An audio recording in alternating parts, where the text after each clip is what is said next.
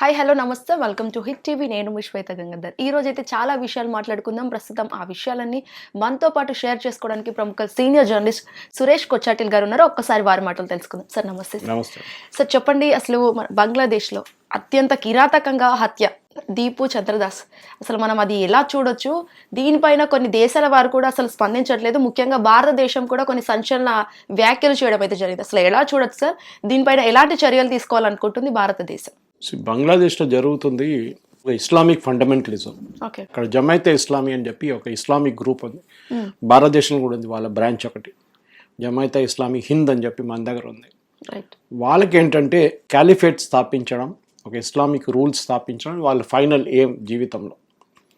దానికోసం వాళ్ళు ఏమైనా చేస్తారు. షేక్ హసీనా ఉన్నప్పుడు వీళ్ళని చాలా టైట్ కంట్రోల్లో పెట్టుకున్నారు ఆమె. కానీ ఆమె బంగ్లాదేశ్ నుంచి బయటకు వచ్చిన తర్వాత వీళ్ళు మళ్ళీ తలగ్లేసి వీళ్ళు మళ్ళీ మొదలు పెట్టారు వీళ్ళ ప్రొటెస్ట్. ఇప్పుడు మనం దానికోసం వెళ్ళాలంటే కొంచెం వెనకకి తిరిగి చూడాల్సి వస్తుంది. 1971 తర్వాత అక్కడ బంగ్లాదేశ్ స్థాపించిన తర్వాత, ఈస్ట్ పాకిస్తాన్ బంగ్లాదేశ్ అయిన తర్వాత భారతదేశం అక్కడ వెళ్ళి యుద్ధం చేసి పాకిస్తాన్ ఆర్మీని ఓడించి వాళ్ళ సరెండర్ తీసుకొని బంగ్లాదేశ్ క్రియేట్ చేశారు. రైట్. షేక్ ముజీబుర్ రెహమాన్ ఫస్ట్ ప్రధానమంత్రిగా, వాళ్ళ ఫాదర్ ద నేషన్ హసీనా వాళ్ళ ఫాదర్. దాని తర్వాత మనందరూ తెలిసిందే కొన్ని సంవత్సరాల తర్వాత షేక్ ముజీబుర్ రెహమాన్ హత్య చేశారు. అక్కడ ఉన్న ఇస్లామిక్ ఫండమెంటలిస్ట్ మరి ఇదే జమైతే ఇస్లామీ లాంటి గ్రూప్స్. దాంతోపాటు కొంతమంది ఆర్మీ వాళ్ళు కూడా ఉన్నారని ఒక రూమర్ ఉండే ఆ టైంలో షేక్ హసీనా బంగ్లాదేశ్లో లేకుండే, దానికోసం ఆమె బతికి బయటపడ్డది. లేకుంటే మన ఫ్యామిలీ ముందు అందరూ చంపేశారు వాళ్ళు. ఈ పరిస్థితిలో మళ్ళీ హిస్టరీ రిపీట్ అవుతుంది. మళ్ళీ షేక్ హసీనాని చంపడానికి ట్రై చేసినప్పుడు ఆమెను భారతదేశం కరెక్ట్ టైంకి బయటికి తీసుకొచ్చారు. బంగ్లాదేశ్ నుంచి తీసుకొచ్చి మన వైపు హెలికాప్టర్ తీసుకొచ్చి అక్కడి నుంచి బంగ్లాదేశ్ నుంచి ఒక స్పెషల్ ఫ్లైట్లో భారతదేశాన్ని తీసుకొచ్చారు. హిండన్ ఎయిర్ ఫోర్స్లో దిగారు. వాళ్ళు ఇప్పుడు ఎక్కడున్నారని మనకు తెలియదు. ఇండియన్ గవర్నమెంట్ ప్రొటెక్షన్లో ఉన్నారు వాళ్ళు. కానీ బంగ్లాదేశ్లో ఇప్పుడు ఇదెందుకు తరలేస్తుందంటే స్పెసిఫిక్లీ ఈ మొహమ్మద్ యూనిస్ గవర్నమెంట్ అని చెప్పలేము, ఒక అడ్వైజర్ గవర్నమెంట్. ఒక 6 నెలల ముందు మనకు తెలిసింది అక్కడ స్టూడెంట్ ప్రొటెస్ట్ జరిగిన తర్వాత, సో కాల్డ్ స్టూడెంట్ ప్రొటెస్ట్. ఆ ప్రొటెస్ట్ ఎందుకు జరిగిందానికి కూడా ముజీబుర్ రెహమాన్తోనే కనెక్షన్ ఉంది. బంగ్లాదేశ్లో మనం బంగ్లాదేశ్ ఆక్యుపై చేసుకున్నప్పుడు, బంగ్లాదేశ్ యుద్ధం చేసుకున్నప్పుడు మనం అక్కడ వెళ్ళే ముందు వాళ్ళదొక పారామిలిటరీని ట్రైన్ చేశాం. ఒక చిన్న గరిల్లా గ్రూప్ ముక్తి బాహిని అని చెప్పి. వాళ్ళకి ఏం చేశామంటే, ముక్తి బాహిని సివిలియన్స్ వాళ్ళు, కానీ వాళ్ళు పాకిస్తాన్ వ్యతిరేకం. వాళ్ళకి ఆయుధాలు ఇచ్చి ఇండియన్ ఆర్మీ ట్రైనింగ్ ఇచ్చారు వాళ్ళకి. దాని తర్వాత ఇండియన్ ఆర్మీ అక్కడ ఎంటర్ అయినప్పుడు సపోర్ట్ ఉండే, లోకల్ సపోర్ట్ ముక్తి బాహిని వాళ్ళు ఇచ్చారు. అది మన జాబ్ కొంచెం ఈజీగా చేసేసింది అనమాట ఎంటర్ చేయడానికి. పాకిస్తాన్ సోల్జర్స్ మీద దాడి చేయడం, వాళ్ళ మీద అటాక్లు చేయడం, వాళ్ళ మీద గ్రెనేడ్ అటాక్ చేయడం అంతా జరిగింది. దాంతో ఇండియన్ ఆర్మీ ఈజీగా ఎంటర్ అయిపోయారు బంగ్లాదేశ్ లోపలికి. తర్వాత వీళ్ళు ఒక ఫ్రీడమ్ ఫైటర్ స్టేటస్ తీసుకున్నారు. వీళ్ళకి ఫ్రీడమ్ ఫైటర్ స్టేటస్, మన దేశం కూడా అంతే కదా, బ్రిటిష్ వాళ్ళు వ్యతిరేకంగా పోరాటం చేసిన వాళ్ళకి మనం ఫ్రీడమ్ ఫైటర్ స్టేటస్ ఇచ్చి వాళ్ళకి పెన్షన్ కానివ్వండి, వాళ్ళ పిల్లలకి రిజర్వేషన్ కానివ్వండి అన్నీ కల్పించాం. వీళ్ళకి కూడా అంతే చేశారు. బాగానే నడిచింది. కానీ ఒక సంవత్సరం 2 సంవత్సరాల ముందు నుంచి ప్రొటెస్ట్ మొదలైంది. అక్కడున్న ఇస్లామిక్ ఫండమెంటలిస్ట్ వాళ్ళకి బంగ్లాదేశీ బెంగాలీస్, వీళ్ళు బెంగాలీ ముస్లిమ్స్ ఉండొచ్చు, బెంగాలీ హిందూస్ ఉండొచ్చు. కానీ అక్కడున్న చాలామంది ఇప్పుడు కూడా పాకిస్తాన్ సింపతి ఉన్న వాళ్ళు ఉన్నారు అక్కడ.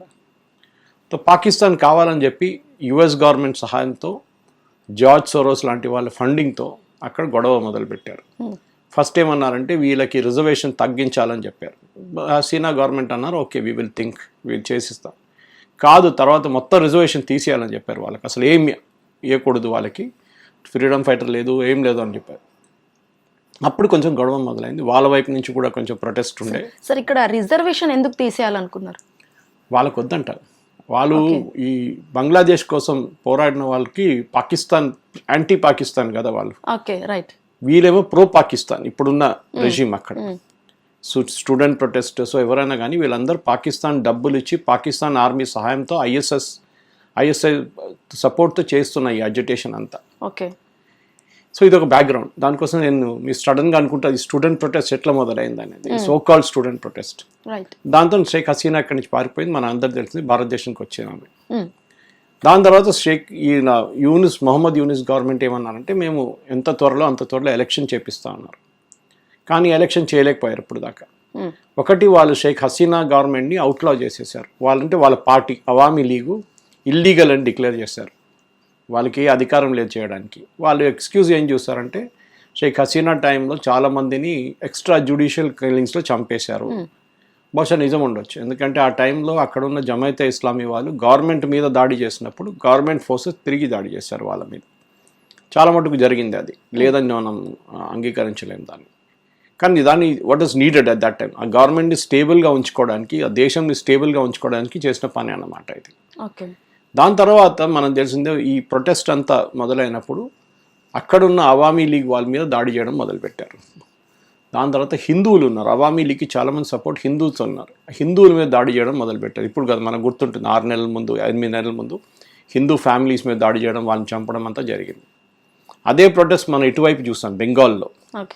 అది డిఫరెంట్ టైం. మమతా బెనర్జీ గవర్నమెంట్లో అక్కడ మిద్నాపూర్ డిస్ట్రిక్ట్లో కూడా చాలామంది హిందువులు చంపేశారు. అప్పుడు అక్కడ కూడా చేసిన ఇదే బంగ్లాదేశీ ముస్లిమ్స్ వాళ్ళు, బంగ్లాదేశ్ నుంచి వచ్చి ఇల్లీగల్గా వెస్ట్ బెంగాల్లో ఉంటున్న ముస్లిమ్స్ వాళ్ళనే మమతా బెనర్జీ ప్రొటెక్ట్ చేస్తారు.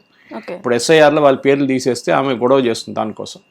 వాళ్ళకి ఓట్లు ఉండదు, వాళ్ళకు ఉంటుంది అని. వాళ్ళు బంగ్లాదేశ్ వాళ్ళు, మనం ఎందుకు వాళ్ళకి ఓట్లు ఇవ్వాలి? ఈ పరిస్థితుల్లో ఇప్పుడు నడుస్తున్నాయి గొడవ, ఒక బ్యాక్గ్రౌండ్ అనమాట. ఇప్పుడు ఏం జరగబోతుంది? ఈ హత్య తర్వాత మీరు చెప్పినట్టు దీపుది చాలా దారుణమైన హత్య జరిగింది. 12 మందిని అరెస్ట్ చేశారని చెప్తున్నారు. ఇవాళ కూడా వచ్చిన రిపోర్ట్ ప్రకారం పాప ఆయన ఒక్కరే అంటారు, ఆ ఫ్యామిలీ 8 మంది ఉన్నారు. వాళ్ళ అమ్మగారు, వాళ్ళంతా ఫ్యామిలీ, వాళ్ళ వైఫ్ అంతా పిల్లలు అందరూ కలిసి 8 మంది ఉన్నారు. ఈయన్ని పోలీస్ కస్టడీ నుంచి గుంజి తీసుకెళ్లారు ఈ ప్రొటెస్టర్స్. పోలీసు వాళ్ళు ఏం చేశారు? చూసుకుంటూ ఊరుకున్నారా? మనం భారతదేశంలో కూడా చూసాం. మనం కాంగ్రెస్ హయాంలో, అప్పుడున్న ఉద్ధవ్ ఠాక్రే హయాంలో మహారాష్ట్రలో పల్ఘర్ అని చెప్పి ఒక ఇన్సిడెంట్ జరిగింది. సాధువుల మీద దాడి చేయడం, సాధువులు చంపడం జరిగింది. Same case. వాళ్ళు పోలీస్ కస్టడీలో ఉన్నారు, వాళ్ళ మీద పిల్లల్ని ఎత్తుకెళ్తున్నారని చెప్పి ఆరోపణ చేసి ఆ సాధువుల్ని అక్కడే రోడ్డు మీద నరికి చంపేశారు. ఎవరు చేశారు? హిందువులు చేశారు, హిందువుల మీదే. కానీ అక్కడ ఉన్న సాధువులు అంటే హిందువులు అని చెప్పి ఈ సోకాల్డ్ సెక్యులర్ వాళ్ళు చేసిన హత్య అది. బంగ్లాదేశ్లో జరిగింది ఒకటే, మన వైపు జరిగింది ఒకటే, కానీ మనం జస్టిఫై చేస్తున్నాం దాన్ని. అప్పుడున్న ఉద్ధవ్ ఠాక్రే గవర్నమెంట్ ఏమో లేదు వాళ్ళ మీద ఆరోపణలు ఉండే అది ఇదని చెప్పి ఏదో ఎక్స్క్యూజ్ చెప్పారు. సరే, బంగ్లాదేశ్ తిరిగి వస్తాం మనం.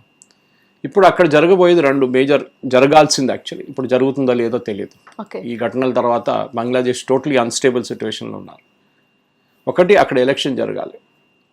ఎలక్షన్కి ఒకటే పార్టీ ఉన్నారు అక్కడ ఇప్పుడు, BNP, బంగ్లాదేశీ నేషనల్ పార్టీ, బంగ్లా నేషనల్ పార్టీ. అది షేక్ ఖాలిదా జియా పార్టీ. అది దీనికన్నా ముందు ఉన్న ప్రధానమంత్రి ఖాలిదా, బట్ షీ క్రిటికలీ ఇల్. ఆమె లండన్లో ఉంది, వెంటిలేటర్లో ఉంది. ఏ రోజైనా ఆమె మరణం అవుతుంది అనమాట. So she will die any of the days. చాలా క్రిటికల్గా ఉన్నారు ఆమె.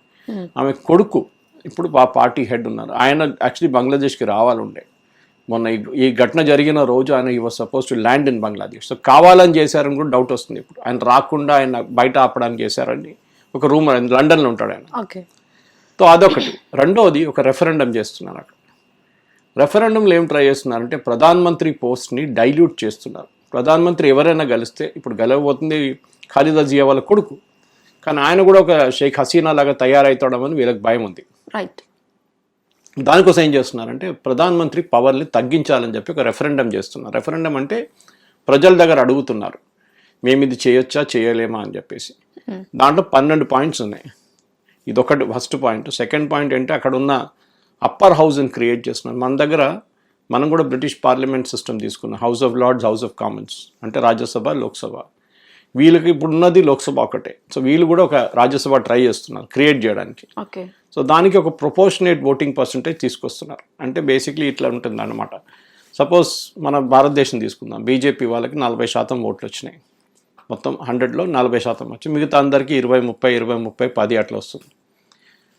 అప్పర్ హౌస్కి ఇప్పుడు మనం ఎలక్ట్ చేస్తుంది ఎమ్మెల్యేస్తోని స్టేట్ నుంచి ఎలక్ట్ చేసి పంపిస్తున్నాం రాజ్యసభకి ఎంపీస్ని. అది కాకుండా బంగ్లాదేశ్లో ఏం ట్రై చేస్తున్నారంటే వీళ్ళు ప్రొపోర్షనేట్ రిప్రజెంటేషన్ పెడుతున్నారు. అంటే మీకు వచ్చిన ఓట్లు లోవర్ హౌస్లో దాన్ని బట్టి అంత మెంబర్స్ని మీరు నామినేట్ చేసుకోవచ్చు. సో 40% వచ్చింది అనుకోండి, 100 మంది ఉన్న అప్పర్ హౌస్ ఉంటే 40 మందిని మీరు నామినేట్ చేసుకోవచ్చు వాళ్ళ పార్టీ వైపు నుంచి. ఈ 40 మంది బహుశా మిగతా 60 మంది అందరు కలిసి ప్రెసిడెంట్ని ఎలక్ట్ చేస్తారు. వీళ్ళేం చేస్తున్నారు అంటే ఆ ప్రెసిడెంట్ పవర్ని కొంచెం పొడిగిస్తున్నారు. అంటే మన దగ్గర ఉన్న ప్రెసిడెంట్ పవర్ లాగా కాదు. మన దగ్గర ప్రెసిడెంట్ ఇస్ ఆల్మోస్ట్ ఒక టైట్యులర్ హెడ్ అని చెప్తాం. ఆమెకు పవర్లు ఏం లేవు ఎక్కువ.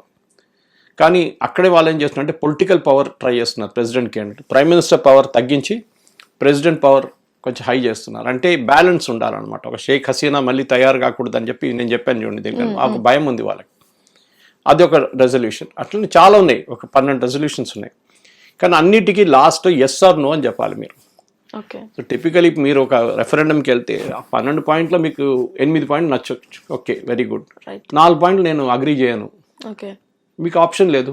అన్ని 12 ఎస్ అని చెప్పాల్సి వస్తుంది. ఒకటే పాయింట్ ఇచ్చారు, ఎస్ ఆర్ నో. ఈ పాయింట్స్ అన్ని ఎస్ ఆర్ నో, స్పెసిఫిక్ ఈ పాయింట్ కాదు, మొత్తం అన్ని points 12. So either you say yes or no. So అది ఆ పాయింట్కి వచ్చినప్పుడు పెద్ద డిస్ప్యూట్ జరగబోతుంది. అది ఇంకా రెఫరెండం ఇంకా వచ్చే సంవత్సరంలో, దట్ ఈస్ 2026 మార్చ్ దాకా నడిపిస్తాం అని చెప్పి. కానీ అది కూడా చాలా డౌట్ఫుల్. ఇప్పుడున్న పరిస్థితుల్లో బంగ్లాదేశ్లో ఉన్న సిచ్యువేషన్ చూస్తే ఏం జరుగుతుంది రేపు అని చెప్పలేము మనం. ఒకటి, వాళ్ళ దగ్గర డబ్బులు లేవు. They are in very Pakistan లాగానే ఆటా కోసం కొట్టుకుంటున్నారు అక్కడ. బంగ్లాదేశ్లో ఉన్నది 3 మేజర్ ఎక్స్పోర్ట్స్, 3-4 తీసుకుందాం మనం.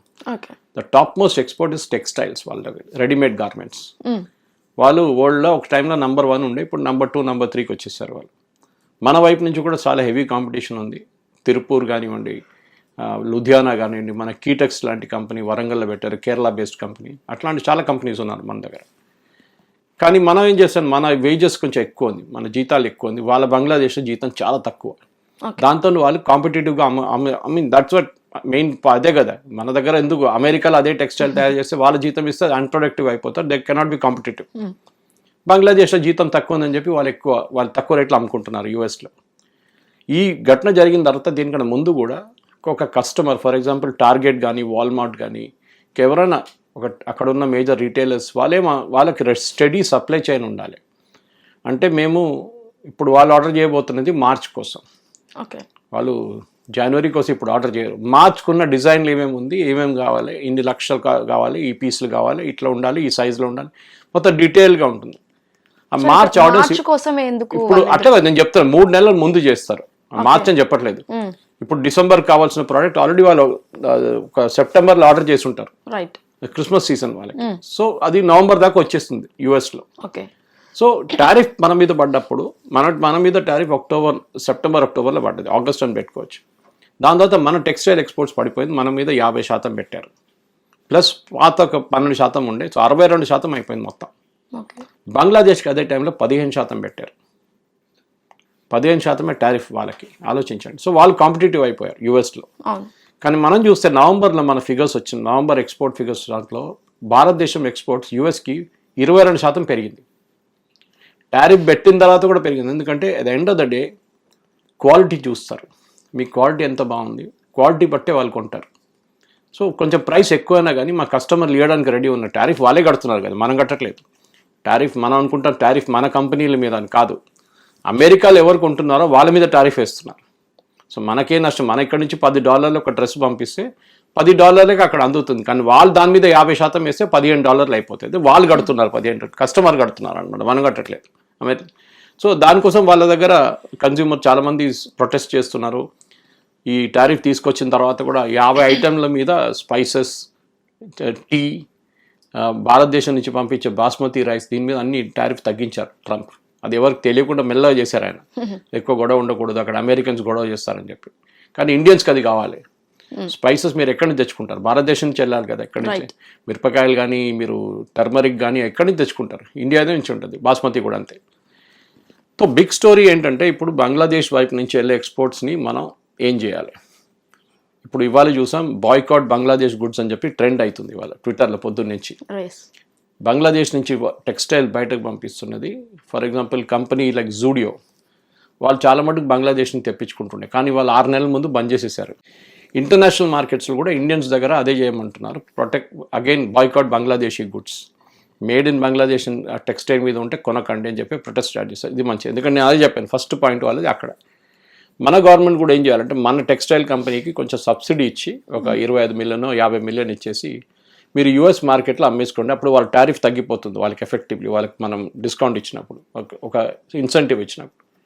దాంతో బంగ్లాదేశ్ ప్రోడక్ట్స్ మొత్తం దెబ్బతింటుంది. అది మనం చేయాల్సింది. రెండవది జూట్, వాళ్ళ దగ్గర మేజర్ ఎక్స్పోర్ట్ జూట్ మన సంచిలో ఉంటుంది చూడండి, జూట్ సంచులు అట్లాంటివి. ఇప్పుడు ఎక్కువ జూట్ సంచులు వాడలేదు. ఇప్పుడు సిమెంట్ కూడా మీరు చూడండి, అందరు ప్లాస్టిక్ వాడుతున్నారు, ఓవెన్ వాడుతున్నారు, ఓవెన్ మెటీరియల్ వాడుతున్నారు. జూట్ మన వైపు నుంచి రా మెటీరియల్ వెళ్తుండే, అంటే బీహార్ మన వెస్ట్ బెంగాల్ నుంచి రా మెటీరియల్ జూట్ బంగ్లాదేశ్కి వెళ్ళి వాళ్ళు తయారు చేసి మన లోకల్ అంతా అమ్ముకుంటుండే వాళ్ళు. మనం ఒక 6 నెలల ముందు అది కూడా బంద్ చేసేసాం భారతదేశం నుంచి. No more raw material to Bangladesh. మెల్లగా ఏం చేస్తున్నాం అంటే వాళ్ళ మొత్తం వాళ్ళ ఎకనామిక్ ఒక ఏం చెప్తారు వాళ్ళ ఇండిపెండెన్స్ని మనం థ్రాటిల్ చేసేస్తున్నాం, ఫినిష్ చేసేస్తున్నాం. బహుశా ఇంకా ఒక సంవత్సరం లోపల యుఎస్ సపోర్ట్ చేస్తున్నారు, వాళ్ళకి డబ్బులు కూడా ఇస్తున్నారు. లేకుంటే ఇప్పుడు దాకా వాళ్ళు మొత్తం అడుక్కొని తినాల్సిన పరిస్థితికి వచ్చేసారు వాళ్ళు. కానీ యుఎస్ యూకే వీళ్ళిద్దరు కలిసి సపోర్ట్ చేస్తున్నారు. సరే అది నడుస్తూనే ఉంటుంది, నడవనండి, మనకు ప్రాబ్లం లేదు. కానీ మన వైపు నుంచి బంగ్లాదేశ్ని టోటల్గా ఎకనామిక్లీ బాయ్కాట్ చేయాల్సిన సిచ్యువేషన్. రెండవది మన వైపు నుంచి ఇప్పుడు ఫర్ ఎగ్జాంపుల్ మన దేశానికి రావాల్సిన, ఇప్పుడు నేను చూసాం అక్కడ మన కన్సులేట్ చాలా ప్లేసెస్లో ఉన్నాయి బంగ్లాదేశ్లో. ఢాకా ఒకటే కాదు, 6 చోట్లలో ఉన్నాయి. అక్కడ చట్టోగ్రామ్ ఉన్నాయి, చాలా సిల్హెట్లో ఉన్నాయి, చాలా ప్లేసెస్లో ఉన్నాయి. అదన్నీ లాస్ట్ 1 వీక్ నుంచి బంద్ పడింది. బంగ్లాదేశ్లో హాస్పిటల్ లేవు, మంచి హాస్పిటల్స్ లేవు, ఇంక్లూడింగ్ ఢాకాలో లేదు. ఉన్నాయి కానీ పేరు కోసం అంతే. ఇప్పటి నుంచో బంగ్లాదేశ్ వాళ్ళు భారతదేశానికి వస్తారు మెడికల్ ట్రీట్మెంట్. మీరు బిలీవ్ చేయరు, నేను పనిచేస్తున్నప్పుడు 90లో అప్పుడు కూడా నేను చూసాను. ఆ టైంలో బంగ్లాదేశ్ నుంచి మెడికల్ వీసా తీసుకొని చెన్నైకి వస్తుండే, అపోలో చెన్నైకి మెడికల్ ట్రీట్మెంట్కి. ఎంత దూరం, కల్కటాలో వాళ్ళ దగ్గర హాస్పిటల్స్ ఉంది కానీ కల్కటాకి రారు, వాళ్ళు చెన్నైకి వస్తారు. They believe that the best treatment is there. దాని తర్వాత ఆఫ్ కోర్స్ హైదరాబాద్, మళ్ళీ కలకత్తా అట్లాంటి సిటీస్కి రావడం మొదలుపెట్టారు, ఢిల్లీ కూడా. కానీ బంగ్లాదేశ్ నుంచి మ్యాక్సిమం మెడికల్ వీసాస్ అప్లై చేస్తారు, వేలాది మంది వస్తారు మెడికల్ వీసా మీద. అది మనం లాస్ట్ 1 వీక్ నుంచి బంద్ చేసేసాం. సడన్గా ఇప్పుడు వాళ్ళు వైపు నుంచి ఎడవడం మొదలుపెట్టారు. ఏంటి ఇది ఇట్లా బంద్ చేస్తే ఎట్లా అవుతుందంటే, మనం ఆన్ హ్యూమానిటేరియన్ గ్రౌండ్స్ ఇవాళ నుంచి ఓపెన్ చేయబోతున్నాం మళ్ళీ కన్సులేట్స్ అంతా. నేనే చెప్తాను అంటే, ఓకే మీరు మెడికల్ వీసా ఇష్యూ చేయకండి, ఏమవుతుంది. కానీ వీళ్ళేమంటారు, ఆ చిన్న పాప ఉంది, దానికి హార్ట్ కండిషన్ ఉంది, అది ఇక్కడ రాకపోతే చనిపోతుంది అని చెప్పేసి మన వాళ్ళు ఏడవడం మొదలు పెడతారు. హ్యూమన్ రైట్స్ మన వైపు నుంచి. అక్కడ దీపుని చంపినప్పుడు ఎవరు మాట్లాడలేదు, ఇట్లాంటి వాళ్ళు హ్యూమన్ రైట్స్ వాళ్ళు ఎవరు కనిపించలేదు ఆ టైంలో. మన దగ్గర ఉన్న ఫిలిం స్టార్స్ ఎవరు ట్వీట్ చేయలేదు దాని గురించి, మన దగ్గర ఉన్న సెలబ్రిటీస్ ఎవరు ట్వీట్ చేయలేదు దాని గురించి. సో వాళ్ళకి సెలెక్టివ్ సెక్యులరిజం ఉందన్నమాట వాళ్ళ దగ్గర. సో ఓవరాల్ పిక్చర్ చూస్తే బంగ్లాదేశ్కి నెక్స్ట్ ఒక 1-2 నెలల లోపల మన భారతదేశం స్లోలీ మెల్లమెల్లగా కప్పని వేడి నీళ్ళలో ఇస్తాట, మెల్లగా దాన్ని వేడి చేసుకుంటే పోతే బంగ్లాదేశ్ ఫినిష్ అయిపోతుంది. ఒకటేసారి చేయకూడదు, we should do it slowly. అదే మరిగా మన బే ఆఫ్ బెంగాల్లో మన ఎయిర్క్రాఫ్ట్ కెరియర్ పెట్టి పాకిస్తాన్ నుంచి ఏదైనా ఆయుధాలు పంపిస్తుంటే దానికి అడ్డుకోవడానికి కూడా ట్రై చేయాలి మనం. డైరెక్ట్గా అడ్డుకోలేము మనం. పాకిస్తాన్ అమ్మేసుకుంటున్నారు, పాకిస్తాన్ యుద్ధం ఇస్తున్నారు, కానీ బంగ్లాదేశ్లో డబ్బులు లేవు. సో ఎందుకు ఇస్తున్నారు? టర్కీ నుంచి డ్రోన్స్ తీసుకొస్తున్నారు. మన మీద వాడతారా రేపు? మన ఇండియన్ ఆర్మీ మీద వాడతారా ఆ ఏరియాలో, నార్త్ ఈస్ట్లో? అది చూడాల్సింది. ఎందుకంటే ఈ చనిపోయిన హేదీ ఆయన మెయిన్ స్ట్రాటజీ అని చెప్తారంటే, ఆ టైంలో గ్రేటర్ బెంగాల్ అని ఉండే ఒక టైంలో, Siraj-ud-Daulah time, battle of Plassey అని మీరు హిస్టరీ బుక్స్లో చదివి ఉంటారు. బ్యాటిల్ ఆఫ్ ప్లాసీ జరిగినప్పుడు బెంగాల్ మొత్తం నార్త్ ఈస్ట్ అంతా ఒక బెంగాల్ ఉండే కంప్లీట్గా. దాని తర్వాతనే దాన్ని సపరేట్గా నార్త్ ఈస్ట్ ఫ్రాంటియర్ ఏజెన్సీ అని చేశారు. ఇటువైపు ఏమో బెంగాల్ ఈస్ట్ పాకిస్తాన్ లాగా తయారైన తర్వాత after this one Bengali Hindu, Bengali Muslim అని డివైడ్ చేసుకున్నారు బ్రిటిష్ వాళ్ళు ఆ టైంలోనే, బిఫోర్ ఇండిపెండెన్స్. సో వాళ్ళు ఏమంటున్నారు, మా పాత సిస్టమ్కి వెళ్ళిపోతాం, బంగ్లాదేశ్ ఇటువైపు వెస్ట్ బెంగాల్ గుంజుకుంటాం, అటువైపు నార్త్ ఈస్ట్ గుంజు. అది వాళ్ళు చిన్నపిల్లల ఆట కాదు ఇది. అది పోయి ఒక ఇంచు కూడా మనం ఇయ్యం అక్కడ డెఫినెట్గా. ఏం చెప్తే వాళ్ళని, ఎందుకంటే వాళ్ళు చాలా చిన్న ఆర్మీ వాళ్ళది. ఒక రోజు 2 రోజుల్లో ఫినిష్ చేసేవచ్చు మనం వాళ్ళని. మన ఆర్మీ సైజ్ చూస్తే we're the second largest army in the world by size, 4th largest economy. Bangladesh ఎక్కడ లేరు. సో మనం ఈజీగా ఫినిష్ చేయొచ్చు. వాళ్ళ పాస్చరింగ్ అంతా అంటే ఇది ఏం చెప్తుందంటే, ఇస్లామిక్ ఒక మూవ్మెంట్లో ఇట్లాంటి చాలా మటుకు ఉంటుంది. మీరు కనైహర్ లాల్ మర్డర్ విని ఉంటారు జైపూర్లో, నుపూర్ శర్మ ఎపిసోడ్ తర్వాత. అక్కడ కూడా అదే జరిగింది కదా, అక్కడ కూడా అదే జరిగింది. ఆయన ఏదో చెప్పారు, ఏదో పోస్ట్ చేసి, నుపూర్ శర్మ చేసిన పోస్ట్ని రీపోస్ట్ చేసిన ఆయన చంపేశారు. ఆయన ఏం తప్పు చేశాడు?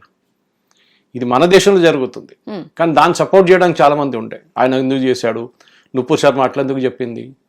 ఆమె వాళ్ళ పుస్తకంలో ఉన్న మాటని చెప్పింది, బయట నుంచి ఏం చెప్పలేదు. వాళ్ళ పుస్తకంలో ఏం రాసిందో అదే మాట ఆమె టెలివిజన్ షోలో చెప్పింది. That is a fundamental right. కానీ దాని వ్యతిరేకంగా ప్రొటెస్ట్ చేసి ఆమె మీద హత్య చేయడానికి ట్రై చేశారు. ఆమె మీద డెత్ థ్రెట్ పెట్టిన, ఆమె ఇప్పుడు కూడా పోలీస్ ప్రొటెక్షన్లో ఉంది ఆమె. సో అది కాకుండా మన దేశంలో కూడా ఇస్లామిక్ ఫండమెంటలిజం కేరళలో కానీ, సౌత్ కర్ణాటకలో కానీ, వెస్ట్ బెంగాల్లో కానీ చాలా మటుకు చూస్తున్నాం మనం. దీన్ని కూడా ఆపాలి మనం. ఈవెన్ కోయంబత్తూరు వైపు తమిళనాడులో అక్కడ కూడా గ్రూప్స్ ఉన్నారు. సో అట్లాంటి గ్రూప్స్ని మన దేశంలో కూడా అరికట్టాల్సిన టైం వచ్చేసింది. బంగ్లాదేశ్ని మనం మెల్లగా slowly we have to kill it. Bangladesh అనే ఒక కాన్సెప్ట్ని మనం ఒక కంప్లీట్ వీక్ గవర్నమెంట్గా చేసి పడేసేయాల్సింది. యూనిస్ ఎక్కువ రోజు ఉండడు, ఐదర్ పారిపోతాడు. ఇప్పుడు ఉన్నదంతా యూఎస్ సపోర్ట్తో ఉంటున్నారు అక్కడ. యూఎస్కి చైనాని కౌంటర్ చేయడానికి వాళ్ళు కావాలి, బంగ్లాదేశ్ కావాలి. చైనా వైపు ఉన్న చైనా ఏం చేస్తున్నారు అక్కడ కూర్చొని చూస్తున్నారు వాళ్ళు. ఒకటి బే ఆఫ్ బెంగాల్ వైపు చూస్తున్నారు, ఒకటి నార్త్ బంగ్లాదేశ్లో కూర్చొని చైనా అరుణాచల్ ప్రదేశ్ కానీ అక్కడ టిబెట్ వైపు ఏం చేస్తున్నారని చూస్తున్నారు ఇక్కడ కూర్చొని. వాళ్ళ ట్రూప్ మూవ్మెంట్స్ కానీ వాళ్ళ ఎయిర్క్రాఫ్ట్ మూవ్మెంట్స్ అన్ని మానిటర్ చేస్తున్నారు. సో యూఎస్కి ఇప్పుడు బంగ్లాదేశ్ కావాలి. ఎన్ని రోజులు ఉంటారో తెలియదు. దీనికన్నా ముందు చైనా వాళ్ళు వచ్చి కూర్చున్నారు అక్కడ. ఇప్పుడు చైనా వాళ్ళు మయన్మార్ వైపు వెళ్ళిపోయారు. సో ఒక జియో పొలిటికల్ సిచ్యువేషన్లో బంగ్లాదేశ్ని ఒక ఏం చెప్తారు, ఒక కోతిలాగా వాడుకుంటున్నారు. డాన్స్ బాబా డాన్స్ అనగానే డాన్స్ చేస్తున్నారు అనమాట. అట్లా పరిస్థితి బంగ్లాదేశ్లో ఉంది. రైట్. సో మీరు అన్నారు కాబట్టి సార్, ఆల్మోస్ట్ మనం చూసుకున్నట్లయితే దానికి సంబంధించి అంటే అకార్డింగ్ టు ఈ పొలిటికల్స్కి సంబంధించి ఏదైతే ఈస్ట్ పాకిస్తాన్కి సంబంధించి అస్సాంను అందులో కలపాలని చెప్పేసి అయితే కాంగ్రెస్ కుట్రలు వహిస్తుంది అన్న ఆరోపణలు వస్తున్నాయి. అది ఎంతవరకు కరెక్ట్ అంటారు అసలు? కరెక్ట్ అది. ఎందుకంటే మన హిస్టరీకి వెళ్ళి చూస్తే అస్సాంని ఈ కాంగ్రెస్ హయాంలో బంగ్లాదేశ్ వైపు తీసుకెళ్లాలని అప్పుడు ట్రై చేసిన హిస్టరీ మోదీ గారు మాట్లాడారు మొన్న దాని గురించి. Right right. It is there in the history, deny చేయలేము అది. మనం మీకు గుర్తుంటుంది అక్సై చిన్ అని లద్దాఖ్లో ఒక పెద్ద పోర్షన్ ఉంది, ఆల్మోస్ట్ హర్యానా సైజ్లో ఉంది. అది మనదే, అది లదాఖ్, పార్ట్ ఆఫ్ లదాఖ్ అది. అది నెహ్రూ గారు అక్కడ ఏం లేదు మనం ఎందుకు పెట్టుకుందాం అని చెప్పి చైనాకి ఇచ్చేశారు. 38,000 స్క్వేర్ కిలోమీటర్స్. సరే అక్కడ ఏం లేదు. నేను కూడా లద్దాఖ్ వెళ్ళాను ఒక సంవత్సరం ముందు. వెరీ డెజలేట్ టెరిటరీ, ఉండే 140,000 పాపులేషన్. ఆల్మోస్ట్ మన తెలంగాణది హాఫ్ సైజ్ ఉంటుంది. ఓకే, కానీ చాలా పాపులేషన్ తక్కువ. మన హైదరాబాద్ సిటీ కన్నా తక్కువ పాపులేషన్, చాలా తక్కువ. సో అట్లాంటి పరిస్థితుల్లో అక్సై చిన్ ఎందుకు ఇచ్చారు అటువైపు ఇచ్చి వాళ్ళు ఇప్పుడు చైనా అక్కడ వచ్చి కూర్చున్నారు చాలా సంవత్సరాల నుంచి. గిఫ్ట్, లిటరలీ గిఫ్ట్ చేశారు. అట్లానే అరుణాచల్ ప్రదేశ్ కూడా నెహ్రూ ఎప్పుడు దాన్ని కౌంటర్ చేయలేదు. బ్రిటిష్ వారు వెళ్ళిన తర్వాత కూడా మనం ఇప్పుడు కూడా చైనా అంగీకరించట్లేదు అరుణాచల్ ప్రదేశ్. మన సిటిజన్స్, అరుణాచల్ ప్రదేశ్ సిటిజన్స్ ఎవరైనా వీసా అప్లై చేస్తే స్టేపుల్ చేస్తారు, వాళ్ళు స్టాంప్ చేయరు. ఓకే. మొన్న కూడా అరుణాచల్ ప్రదేశ్ నుంచి ఒక మహిళ అక్కడ వెళ్తే, చైనాకి వెళ్తే ట్రాన్సిట్లో ఉన్న మహిళనే వాళ్ళు 24 గంటలు ఆపెట్టారు అక్కడ. ఓకే. సో ఇట్లాంటి చేస్తూనే ఉంటారు, చైనా గేమ్ ఆడుతూనే ఉంటారు అది. కానీ మీరు అడిగిన ప్రశ్నకి సరే, బంగ్లాదేశ్ వైపు నుంచి చైనా వైపు నుంచి మన మీద ఏ ప్రెషర్ రాబోతుందంటే yes, there be lot of pressure, దాంట్లో డౌట్ లేదు. ఒకటి పాకిస్తాన్, రెండోది చైనా, మూడోది యుఎస్. వీరు ముగ్గురు బంగ్లాదేశ్లో ఆడుతున్నారు. చైనా ప్రెసెన్స్ తక్కువ ఉంది ఇప్పుడు, కానీ ముందు ఉండే చాలా మటుకు. బెల్ట్ రోడ్ ఇనిషియేటివ్లో వాళ్ళు చాలా డబ్బులు పెట్టారు బంగ్లాదేశ్లో.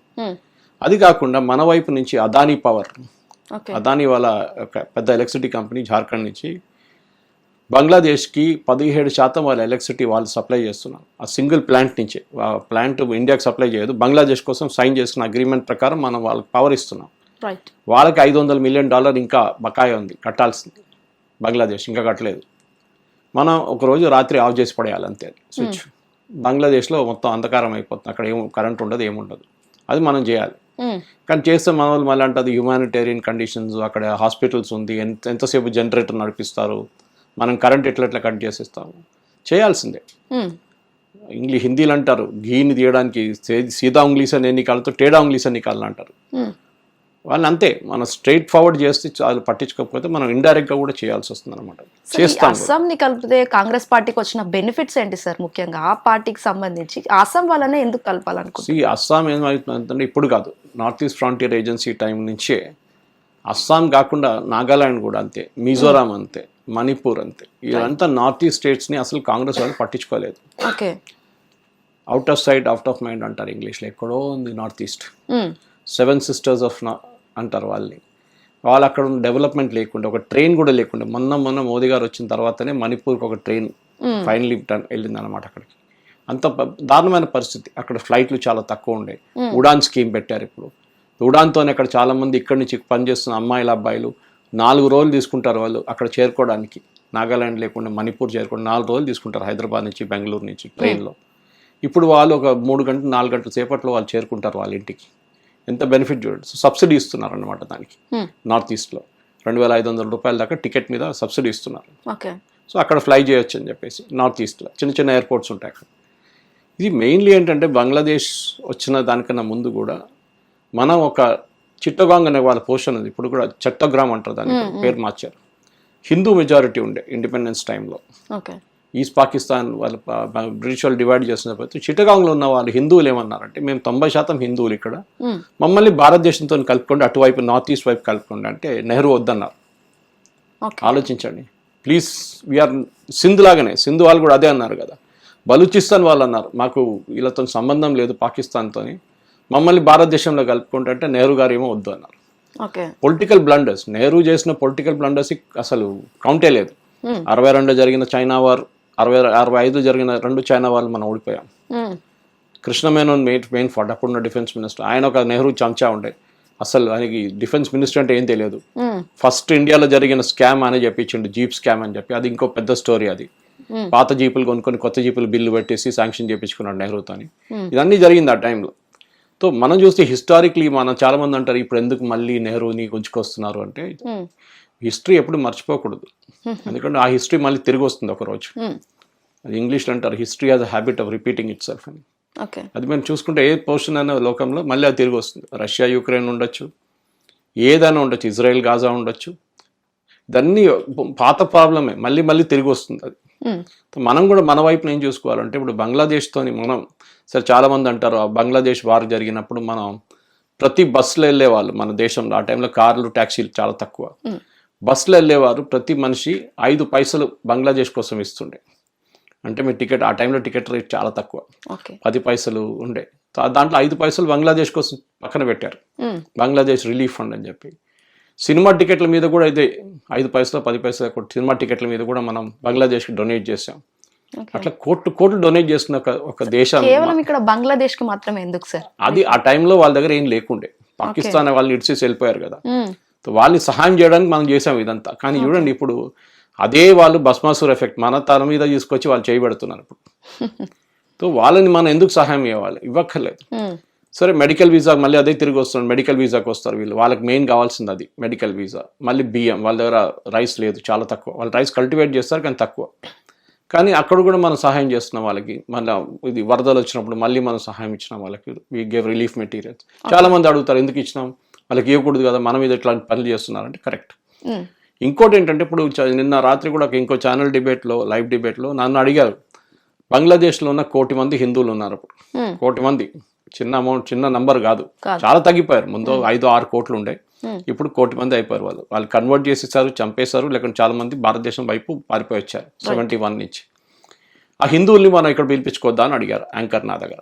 Yes, good question. ఎందుకంటే మన సిటిజన్షిప్ అమెండ్మెంట్ యాక్ట్ ఎందుకు తీసుకొచ్చాం? దానికోసమే.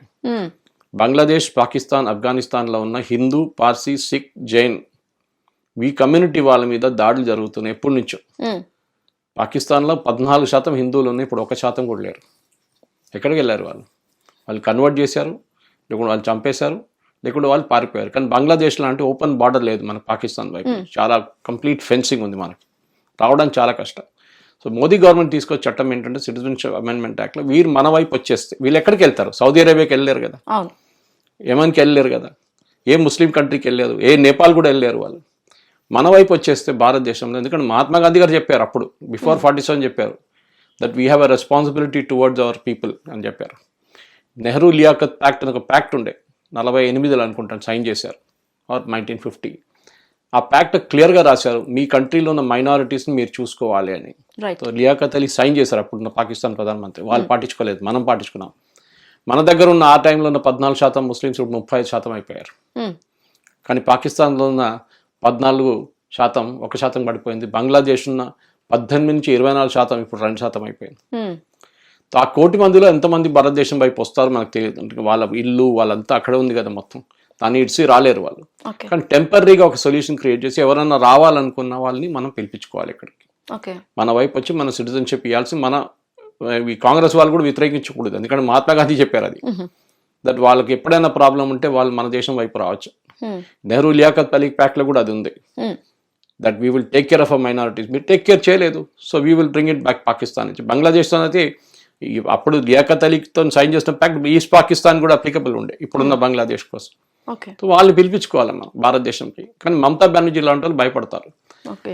ఆల్రెడీ ఒక పెద్ద మటువా కమ్యూనిటీ అని అక్కడ బంగ్లాదేశ్లో వెస్ట్ బెంగాల్ ఉంది. 1 కోటి మంది ఉన్నారు వాళ్ళు. ఆల్మోస్ట్ 80 లక్షల నుంచి 1 కోటి మంది ఉన్నారు. వాళ్ళు వచ్చి ఒక 30 సంవత్సరాలు అవుతుంది. వాళ్ళకి ఇప్పుడు దాకా సిటిజన్షిప్ ఇవ్వలేదు. వాళ్ళు హిందువులు దానికోసం. కానీ అక్కడి నుంచి వచ్చిన ముస్లిమ్స్కి దొంగ సర్టిఫికెట్లు తయారు చేసి అన్ని చేసి సిపిఎం వాళ్ళు ఈ మమతా బెనర్జీ కలిసి వాళ్ళకి సిటిజన్షిప్ ఇప్పించేశారు. ఓటర్ ఐడి కార్డు సిటిజన్షిప్ ఇవ్వకుంటే కూడా ఓటర్ ఐడి కార్డు దొంగ ఆధార్ కార్డులు అన్ని తయారు చేశారు. కానీ అక్కడి నుంచి వచ్చిన మత కమ్యూనిటీకి ఇవ్వట్లేదు. ఎందుకంటే వాళ్ళు హిందువులు. భయం ఏంటంటే వాళ్ళు బీజేపీకి ఓటేస్తారేమో అని. మొన్న మోదీ గారు వెళ్ళినప్పుడు 2 రోజుల ముందు ఆ స్పీచ్లో అని చెప్పారు, మీ సిటిజన్షిప్ మీకు వస్తుంది, మీ ఫోన్స్ చెక్ చేయండి, మీకు SMS వస్తుంది రెగ్యులర్గా, మీ అప్డేట్స్ వస్తున్నాయి, మీ సిటిజన్షిప్ ప్రాసెస్ అవుతుంది, మీకు as per CAA citizenship amendment act ప్రకారం మీకు సిటిజన్షిప్ ఇస్తాం. అది జరగాల్సింది. రైట్ సార్, ఫైనల్ క్వశ్చన్, ఇది నా పర్సనల్ క్వశ్చన్. అంటే అంత చిన్న బంగ్లాదేశ్లో ప్లేయర్స్ని అంటే తీసుకొని అంటే కొనుక్కొని మన ఇండియా వాళ్ళు అటు క్రికెట్ కావచ్చు ఫుట్బాల్ కావచ్చు అందులో ఆడిపించుకుంటారని చాలా వరకు నేను విన్నాను. అది ఎంతవరకు కరెక్ట్ అని సార్? క్రికెట్ వాళ్ళు, ఫుట్బాల్ నాకు ఎక్కువ తెలియదు కానీ క్రికెట్ మన IPLలో ఉన్నారు కొంతమంది. డెఫినెట్గా వాళ్ళు రారు. ఇప్పుడు ఓకే, మనం పిలిస్తే కూడా వాళ్ళు రారు. ఎందుకంటే వాళ్ళకి కోట్లు మనం ఇస్తున్నాము. 3 కోట్లు, కోటి, కొంతమందికి 2 కోట్లు పెట్టి కొనుక్కున్నాం IPLలో. అట్లాంటి డబ్బులు వాళ్ళు బంగ్లాదేశ్లో వాళ్ళ కళలో కూడా వాళ్ళు రాదు ఆ డబ్బులు వాళ్ళకి. Yes, definitely there be a boycott. India Bangladesh matches కూడా జరగదు, అది కూడా ఉంటుంది క్రికెట్లో. అది కాకుండా అక్కడి నుంచి వచ్చే ప్లేయర్ని కూడా మనం తీసుకోకూడదు. వాళ్ళు కూడా రారు ఇప్పుడు IPLలో. BCCI ఒక డిసిషన్ తీసుకొని ఉంటారు ఇప్పుడు దాకా, that we will not take any Bangladesh player into our team. అది జరగాల్సింది. పొలిటికల్ మెసేజింగ్ చాలా ఇంపార్టెంట్. నేను దీనికన్నా ముందు కూడా చెప్పాను చూడండి, పొలిటికల్ మెసేజింగ్ అంటే ఏంటి? వాళ్ళ వైపు నుంచి చేస్తున్న ఎక్స్పోర్ట్స్, కాంపిటీషన్ ఏం చేయాలండి? మేము చేస్తాం. మా ఇండస్ట్రీని అడ్డుకోవాలి, మేము చూసుకోవాలి కదా వాళ్ళని. మా ఇండస్ట్రీ, మా దగ్గర ఉన్న తిరుపూర్లో ఉద్యానాల్లో ఉన్న వాళ్ళని మేము చూసుకోవాలి. So we're supporting them. దాంట్లో సబ్సిడీ ఇస్తున్నారు, మీరు కూడా ఇవ్వండి, no problem.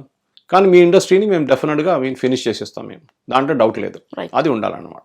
Right, thank you so much sir, చాలా మంచి ఇన్ఫర్మేషన్ షేర్ చేసుకున్నారు. సో చూసారు కదా, చాలా వరకు నాలెడ్జ్ పరంగా అయితే పిల్లలకు కావచ్చు పెద్దలకు అందరికీ యూజ్ అవుతుంది. మరో ఎపిసోడ్తో మళ్ళీ నేను ముందుంటాను. అప్పటిదాకా కీప్ వాచింగ్ హిట్ టీవీ. నమస్తే. హిట్ టీవీ యాప్, ఇందులో short news, live news, entertainment shows, movies, digital magazines తో పాటు మీ జిల్లా వార్తలను కూడా ఫ్రీగా చూడొచ్చు. ఇంకెందుకు ఆలస్యం, వెంటనే హిట్ టీవీ యాప్ ని డౌన్లోడ్ చేసుకుని ఫ్రీగా ఎంటర్టైన్మెంట్ పొందండి. Hit TV app, hit TV app, please download hit TV app. Hit TV app ని ఫ్రీగా డౌన్లోడ్ చేసుకుని ఎంజాయ్ చేయండి. మీకు నచ్చిన ఎంటర్టైన్మెంట్ కోసం హిట్ టీవీ యాప్ ని ఫ్రీగా డౌన్లోడ్ చేసుకుని ఎంజాయ్ చేయండి. హిట్ టీవీ యాప్ ని డౌన్లోడ్ చేసుకుని ఆస్వాదించండి, ఆశీర్వదించండి. ఇంతమంది సెలబ్రిటీలు హిట్ టీవీ యాప్ ని డౌన్లోడ్ చేసుకోండి అని చెప్తున్నారంటే ఎంత మంచి యాప్ ఆలోచించండి.